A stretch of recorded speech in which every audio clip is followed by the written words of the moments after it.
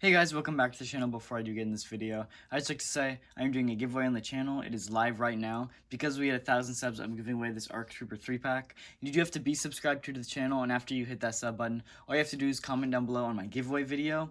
That is linked in the description and pinned in the card. Make sure you go check that video out, because you do have to comment on that video to enter. So if you do want to enter, go make sure you check out on that. And I'm actually picking the winner tomorrow. So today is the last day to enter, so if you do want to enter, make sure you do that real quick. Anyway, on to the review. Today, I will be reviewing the Star Wars The Black Series, Return of the Jedi, Endor, Luke Skywalker. So this is part of the Galaxy-style boxing, and if you didn't know what that is, basically with Phase 4, all the boxes are color-coordinated by, like, the movie, which is super cool. So for Return of the Jedi, it's actually green, and I'm actually digging the green. I think it looks really cool. And yeah, you can pause and read the back if you would like, but I love the art of Luke on the back there. He just looks really cool. It is number 4 in the Return of the Jedi line. There's not a whole lot on the side, back to the front. So yeah, let's just get this guy open and see what he looks like. So we have Luke Skywalker out of the box, and I do have to say this guy looks really, really cool. He does have this amazing camo poncho that does go all the way around, and I gotta say, it just looks amazing.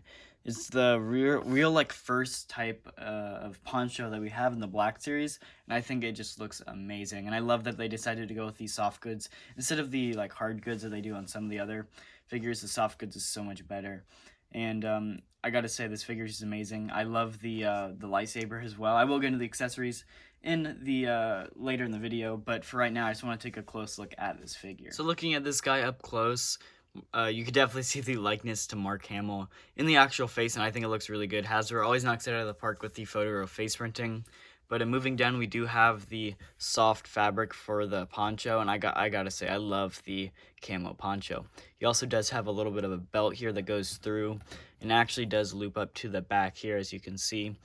But yeah, this guy is actually the exact same mold as the original, like, final dual Luke Skywalker, except he does have a little bit different on the chest right there, which we will get into the second and actually take off the poncho. But it just does like unhook in the back down there. I think it looks really cool. Anyway, on the back of the poncho, it does actually have a hood, but it's sewed to the bottom of the poncho, which is a little unfortunate. I don't know why they put in a hood if they're just gonna sew it to the thing. It's a little disappointing. But one weird thing with this is if you actually like straighten out the arms and like the poncho as well, it's basically just like a square, and it looks a little weird. So you definitely want to like bend his arms around the poncho so it looks a little cleaner and not as square, I guess you could say. But anyway, yeah, so let's get the poncho and the helmet off this guy and see what he looks like in his like final duel outfit. So the helmet actually just has this little strap right here that pops right off, and it comes right off. But the belt, what you're gonna have to do, flip this up and unhook the little hook on the back there, and then you can just pull the belt through the front of the poncho, and it'll just come off the top of his head like that. And then you can just put the belt back on. So now looking at this guy without the poncho and the helmet, he's in his basically final duel outfit. And this is basically the exact same mold, except for the face, of course, as the original Final Duel Luke. And the main difference is this little square piece on his chest here. This one is actually like a solid piece that's glued on, where the original one had like a little fold in the corner. I'll throw up a photo of that right now so like you guys can actually see the difference. But this is just cool to get a different version of the Final Duel Luke, and I gotta say, I love it with the updated face printing. The main difference is, of course, the belt. The belt is not the right type of belt for the Final Duel Luke, but it gets the job done, and I think it does look half alright. And I'm sorry, I just had to do this. This guy looks amazing with Darth Vader and the Emperor there behind him.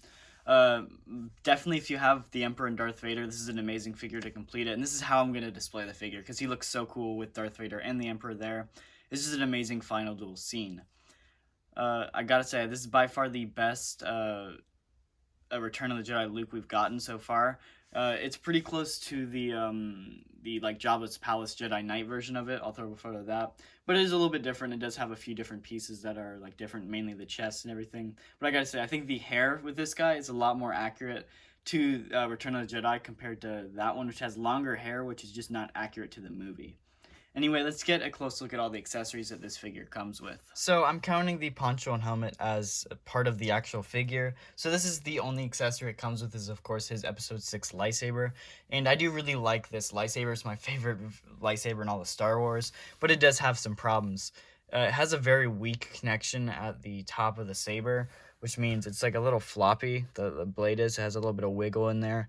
It is removable, of course, but it's just not very stable. I would not be surprised if this would break and bend and snap. And this is one problem with the lightsabers that Hasbro makes. Like, the newer ones are a lot better than they used to be, but this is like the older mold of the lightsaber, and it's one of their older versions of it, and you can definitely tell in the mold.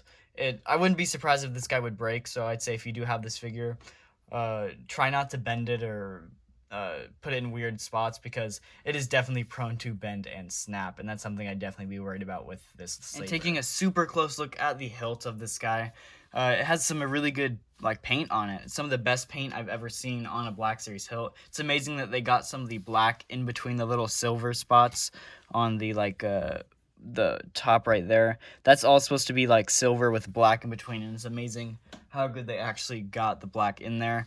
There is supposed to be like a little black piece right there that they didn't paint, which is alright. It's just a little disappointing to see. But for the most part, this guy has some amazing paint that they don't normally get, like all that detail onto the Black Series hilts. And one cool thing, it does have a little a belt clip, but unfortunately there is no place on his belt to clip it, which is disappointing. I would have loved to see that on the belt, but it's just not there. That's something that Hasbro's got to do with all the Black Series figures in the future, is they got to add belt clips. I mean, why would you mold it into the lightsaber but not put a place on for the actual on the belt? So yeah, let's just get my final thoughts on the figure. And as you know, I don't really go over articulation on my channel, but two things I do look for is if it can stand up on its own, and if its elbows can hit 90 degrees. It does stand up pretty well on its own. It's not going to fall over a whole lot. I mean, I'm doing that and it's not falling over. That's pretty much the main test. And then, of course, it doesn't hit 90. It's almost there, but it's just not there, and that's alright. It is an older figure, with the base mold being like a blue line figure, I believe.